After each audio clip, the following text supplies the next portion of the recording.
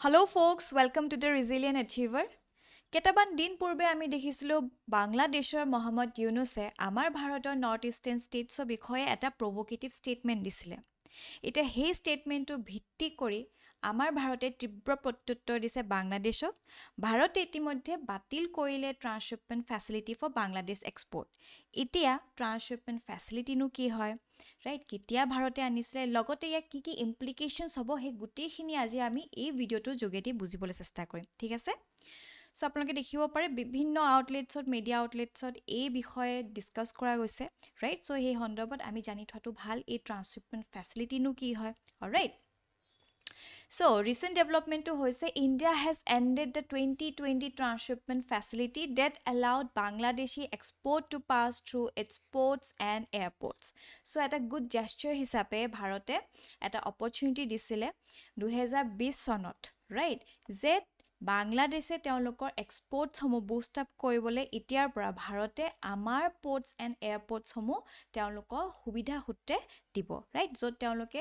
এই পোৰ্টছ এই এয়াৰপোৰ্টছ সমূহৰ এক্সেছ লৈ থাৰ্ড কাণ্ট্ৰিত তেওঁলোকে এক্সপোৰ্টছ সমূহ আগবঢ়াব পাৰে ৰাইট চ' তেওঁলোকৰ যিহেতু এক্সপোৰ্ট এটা ভাইটেল এলিমেণ্ট হয় of the economy right at a strong pillar of the economy so এই যেটো ডেভেলপমেন্ট হল হে ক্ষেত্ৰত তেওঁলোকৰ বহুতখিনি সুবিধা হৈছিলে কিন্তু যেহেতু আমি দেখিছো ৰিসেন্টলি বহুত জিঅ'পলিটিক্যাল শিফট হৈ আছে ইনফ্যাক্ট মোহাম্মদ ইউনুছে চাইনাত গৈ কিছুমান প্ৰভোকেটিভ ষ্টেটমেণ্ট দিছিলে সেইখিনি আমি আগতো ডিসকাস কৰিছো আমাৰ নৰ্থ ইষ্টাৰ্ণ ষ্টেটছৰ বিষয়ে কৈছে ল্যান্ডলক হয় আমাৰ ওশনত এক্সেছ নাই এক্সেছ লবলৈ হলে আমাৰ বাংলাদেশ লাগিবই আৰু এই ক্ষেত্ৰত বাংলাদেশ নিজকে গাৰ্ডিয়ান অফ দা ওশন হিচাপে কৈছিলে ৰাইট আৰু তেওঁলোকে কি কৰিলে চাইনাক নিমন্ত্ৰণ কৰিলে যে তেওঁলোকৰ ফুড হোলসমূহ এই নৰ্থ ইষ্টাৰ্ণ ষ্টেটসমূহত বঢ়াব লাগে ৰাইট সো দ্যাট ব্ৰিজড আৱাৰ সভৰেনিটি এই ক্ষেত্ৰত আমি দেখিছো এতিয়া এনেকুৱা ধৰণৰ ডেভেলপমেন্ট সমূহ আহিছে য'ত এই ট্ৰান্সশ্বিপমেণ্ট ফেচিলিটি এতিয়া কেনসেল কৰি দিয়া হৈছে ৰাইট লগতে অকল not only this particular event যে তেওঁ চাইনাত গৈ এনেকুৱা ধৰণৰ মন্তব্য দিয়াৰ কাৰণেও নহয় ইয়াৰ লগত আৰু কেইটামান ফেক্টৰ জড়িত হৈ আছে যাৰ কাৰণে এই ফেচিলিটিটো কেনসেল কৰি দিয়া হ'ল সেইখিনিও আমি বুজিম ঠিক আছে Ita what was the transshipment facility all about? So it was introduced as a goodwill measure by India. The transshipment facility allowed Bangladeshi exporters to use India's land customs stations, ports and even airports to transport goods to third countries. দেখিছে যেনে ধৰক ভুটান হক নেপাল হক Myanmar হক এয়া চাওক এইখন হৈছে বাংলাদেশ দেখিছে আৰু এইফালে মন কৰিব নেপাল আছে এইফালে ভুটান আছে আৰু এইফালে म्यांमार আছে এতিয়া বাংলাদেশে যদি আমাৰ এই ল্যান্ডত থকা পোৰ্টছ হক বা এয়াৰপোৰ্টছৰ এক্সেছ লয় সুবিধা লয় তেওঁলোকে যদি থাৰ্ড কাণ্ট্ৰি এখন থাৰ্ড কাণ্ট্ৰি হৈ পৰিব এইফালে তেওঁলোক বাংলাদেশ এইফালে আমাৰ ইণ্ডিয়া সহায় লৈ যেতিয়া থাৰ্ড কাণ্ট্ৰি তেওঁলোকে এক্সেছটো পাব তেতিয়া আসলতে তেওঁলোকৰ এক্সপোৰ্ট সমূহত এটা ডাঙৰ বুষ্ট এটা পায় right so এই সমূহ সুবিধা আমাৰ ভাৰতে কৰি দিছিলে বাংলাদেশক যাতে আমি মিউচুয়ালি গ্ৰো কৰো আমিও গ্ৰো কৰোঁ তেওঁলোকো গ্ৰো কৰক right so সেই সূত্ৰে দিয়া হৈছিলে এই সুবিধা সমূহ কিন্তু আমি দেখিছো তেওঁলোকৰ বহুতখিনি এতিয়া ধৰক লাইক মাইন্ডেড কান্ট্ৰি হৈ থকা নাই ৰাইট তেওঁলোকে এতিয়া চাইনিজ ফালে বেছি টিল্ট কৰিছে হে সন্দৰ্ভত আমি এইখিনি ডেভেলপমেন্ট দেখিছো the facility significantly reduced transit cost and shipping time for Bangladeshi goods especially for the ready made garment মই আগতেই কৈছো এই ready made garment তেওঁলোকৰ এটা vital source of income হয় ৰাইট তেওঁলোকৰ backbone of the economy বুলি কোৱা হয় এটা যেহেতু তেওঁলোকৰ ইকোনমি একেবাৰে ক্ৰাম্বল কৰিছে সো এই ৰুট সমূহ তেওঁলোকৰ বহুত কনসেশন দি আছিল হয়নে আৰু যেহেতু আমি দেখিছো গুটে ওয়াৰ্ল্ডত ট্যাৰিফ ওয়াৰ হৈ আছে ট্ৰাম্পে যেহেতু ট্যাৰিফ লৈ আনিছে এটা বৰ্তমান সবৰ কাৰণে 10% ৰাখিছে যদিও ফৰ 90 ডেজ ৰাইট কিন্তু আমি দেখিছো চাইনাক এক্সক্লুড কৰি অলমোষ্ট সব কান্ট্ৰিক 10% লগাই থৈছে বাট তাৰ আগত আমি দেখিছিলো ভাৰতক প্ৰায় 26% আছিল whereas বাংলাদেশৰ কাৰণে আছিল 37% সো তেওঁলোকে এতিয়া বেলেগ আসলতে এনেকা হোষ্ট কান্ট্ৰি চাব লাগিব য'ত তেওঁলোকে এক্সপোৰ্ট ইত্যাদি কৰিব পাৰে হয়নে সো সেই ক্ষেত্ৰত এই ৰুটটো এই যিখিনি আমি সুবিধা তেওঁলোকক দিছিলো বহুত ভাইটেল হৈ পৰিছিল সেই ক্ষেত্ৰত এই ডেভেলপমেন্টটো ইম্পৰ্টেন্ট হৈ গৈছে right so it reflected India's commitment to regional connectivity and cooperative trade alright লগতে আৰু এটা কথা জানিব লাগিব যে আমাৰ ভাৰতৰো কিছুমান ইন্টাৰেষ্ট হুমাই আছিল যেনে ধৰক আপোনালোকে মনত পৰিছে চাগে যে গংগা বিলাস এটা আমাৰ যিটো ইনলেণ্ড ৱাটাৰৱে হয় বাৰাণসীৰ পৰা আমাৰ অসম ডিব্ৰুগড়লৈকে আহিছিলে দেখিছে চ' ইয়াতো আমি আচলতে ইনলেণ্ড ৱাটাৰৱেজ ক্ষেত্ৰত অকণমান সুবিধা ল'ব চেষ্টা কৰিছিলোঁ যাতে আমি নৰ্থ ইষ্টখন কানেক্ট কৰি ৰাখোঁ বাট আমি দেখিছোঁ যিহেতু তেওঁলোকৰ এজেণ্ডাসমূহ ট'টেলি ডাইভাৰ্ট হৈ গৈছে এতিয়া আমি সেইখিনি চাগে এনহিলেট কৰিম ৰাইট চ' সেই সূত্ৰে ঠিক আছে আমি এই এক্সেছটো ল'লোহেঁতেন লগতে তেওঁলোককো এই সুবিধাখিনি প্ৰভাইড কৰিছিলোঁ ৰাইট অ'কে এতিয়া why did India revoke the facility প্ৰথম যিটো ইমিডিয়েট ফেক্টৰটো আমি গম পালোঁ ইয়াৰ লগতে আৰু কিছুমান ফেক্টৰ জড়িত হৈ আছে প্ৰথমটো হৈছে push back from Indian textile industry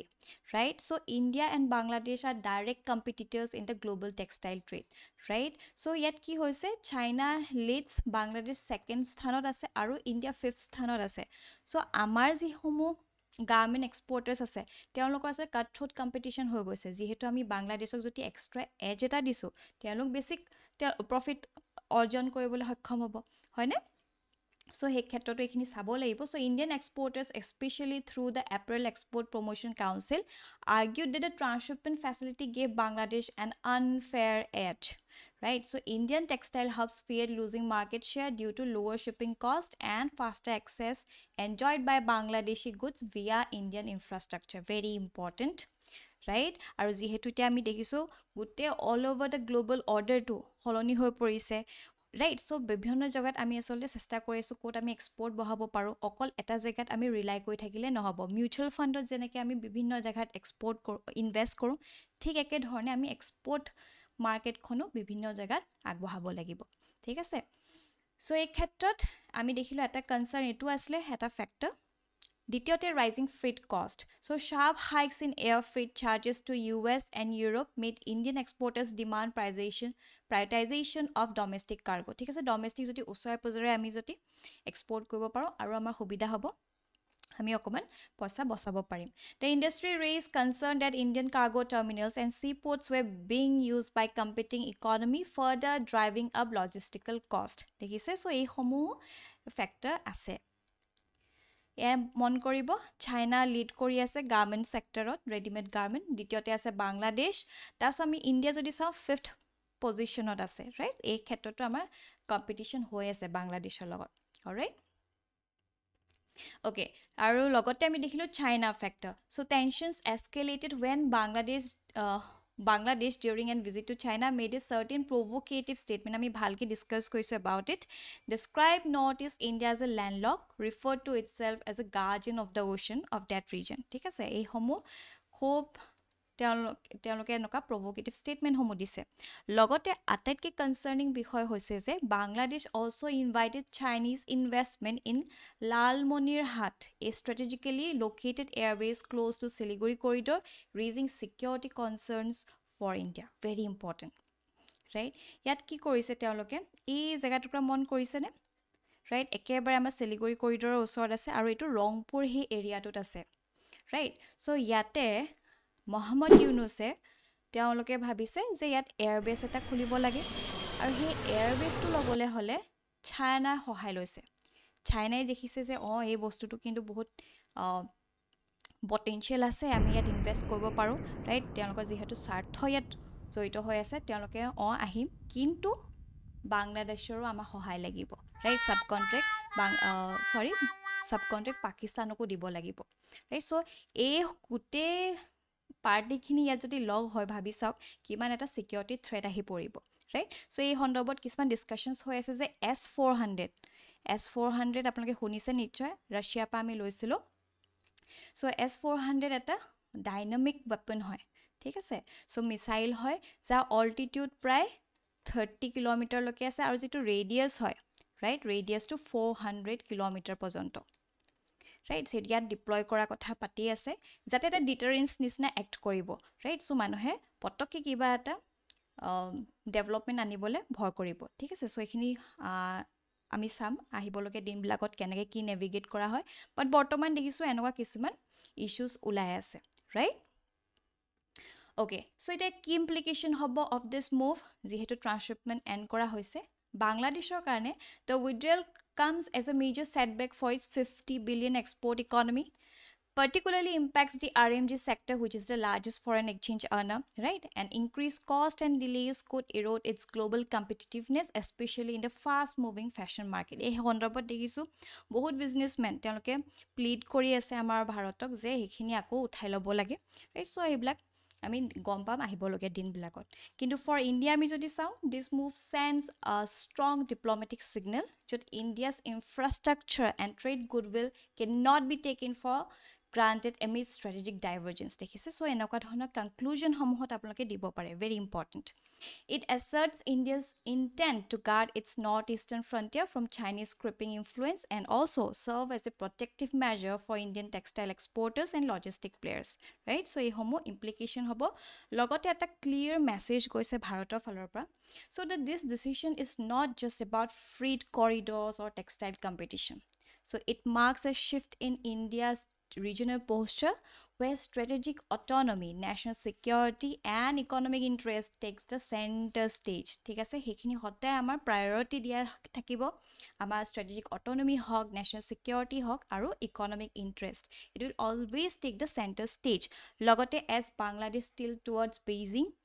New Delhi is making it clear that mutual benefit must rest on mutual respect, right? Very important.